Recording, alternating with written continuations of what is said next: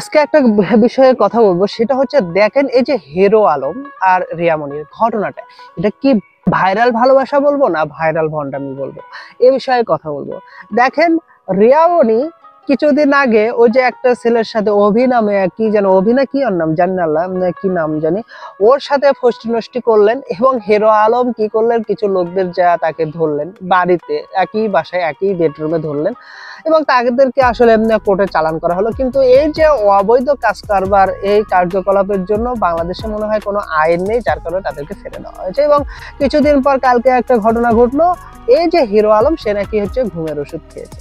ভাই ফাজলেমির তো একটা লিমিট আছে, এবং সেখানে দেখলাম রিয়ামনি, ও মাই গড ভাই রে ভাই, কি বলবো, মানে আপনি মানে গাড়িতে করে হিরো আলমকে নিয়ে, মানে রিয়ামনি নিচে হচ্ছে মাথার দিকটা, আর হচ্ছে হিরো আলমের আরেকজন বউ নাকি ওটা নিয়েছে, আর একটা বউ নিচে হচ্ছে পায়ের দিকটা। যাই হোক, কিন্তু আমি একটা কথা বলি, এই যে নষ্টামিটা ছড়িয়ে তারা এই যে বারবার ভাইরাল হতে চাচ্ছে, বা তারা একটা ফেসবুক বা সোশ্যাল মিডিয়ায় ট্রেন্ডিং এ আসতে চায়, এই ধরনের ফাজলামি আসলে বাংলাদেশে কিভাবে বন্ধ হবে আমার জানা নেই।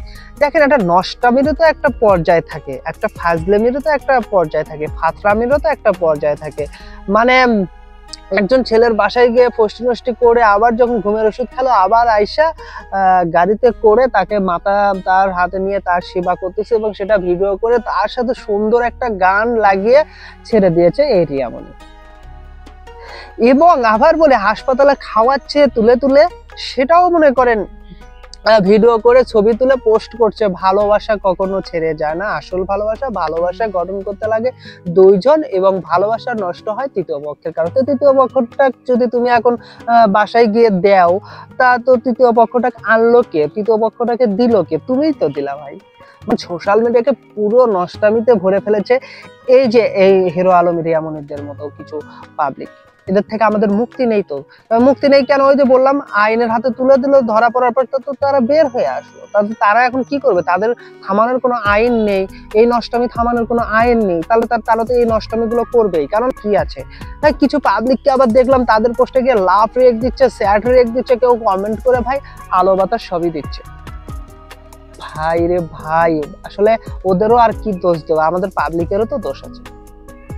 যাই হোক, এই হিরো আলম রিয়ামনিদের আসলে থামানো দরকার। বাংলাদেশের যদি কোনো আইনই না থাকে, বাংলাদেশের কোনো যদি পুলিশ প্রশাসন কোনো কিছু নাই করতে পারে, এটুকু তো পুলিশ প্রশাসন করতে পারে যে এদের ডেকে নিয়ে এসে আসলে বাস থেরাপি, ডিম থেরাপি, যত প্রকার থেরাপি আছে সবগুলো তো অন্তত দেওয়া যায়। দেওয়ার পরে বলে, যদি এরপরে যদি তোরা না থামিস, এই সোশ্যাল মিডিয়ায় এই নষ্টামিগুলো, এই ভণ্ডামিগুলো যদি না করিস, তাহলে কিন্তু পরবর্তীতে তোদের একদম অঝরা বাস থেরাপি দেওয়া হবে।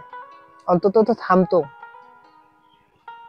আরেকটা কথা বলি, যদি পুলিশ প্রশাসন এবং বাংলাদেশের আইন এদের থামাতেই না পারে, তাহলে মানুষ হিসেবে আমাদের থামানো প্রয়োজন তাদেরকে। এর জন্য কি দরকার? যত নষ্ট নোংরা জুতো রয়েছে এদের, যেখানেই দেখা যাবে সেখানে এদের মুখে আসলে এই জুতাগুলো নিক্ষেপ করতে হবে। তাছাড়া উপায় কি?